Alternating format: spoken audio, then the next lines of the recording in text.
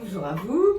Euh, je suis donc Véronique Boquet, je suis en même temps historienne de l'art et musicienne, donc c'est pourquoi on me confie souvent les voyages musicaux.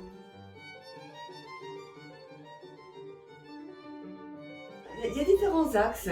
On va parfois dans certaines villes dont les salles sont prestigieuses et qui mettent en valeur un compositeur ou un artiste ou un chef d'orchestre.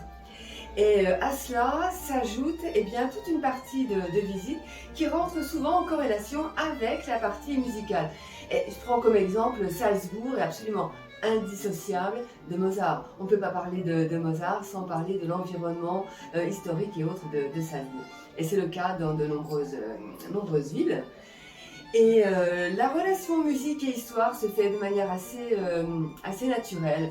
Et je pense à Prague aussi, par exemple, où si on évoque Smetana ou Dvorak, eh bien, ça rentre vraiment en corrélation avec cette montée du nationalisme à la fin du 19e, et on est en parfaite osmose dans ces sujets. Et puis je voudrais rappeler que de toute façon la musique c'est absolument indissociable de la culture. C'est quelque chose, c'est la culture avec un grand C, c'est un monde, c'est global et ça fait partie de ce grand monde de la culture. Et lors de ces voyages, et notamment lors de festivals par exemple, où il y a des concerts tous les soirs, c'est un rythme que l'on prend dans la journée, où l'on visite les musées, parce que souvent ce sont dans les villes où le patrimoine muséographique ou autre est quand même très très riche. Donc on a l'occasion de parcourir ces magnifiques musées. Le soir, les concerts.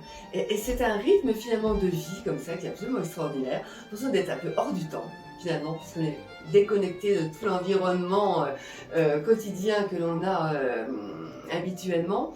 Et de ce fait, c'est un peu une sorte de rêve comme ça, entre la culture, entre les musées, la peinture que l'on voit et les concerts magnifiques auxquels on assiste, ma foi, c'est un séjour comme ça extrêmement agréable.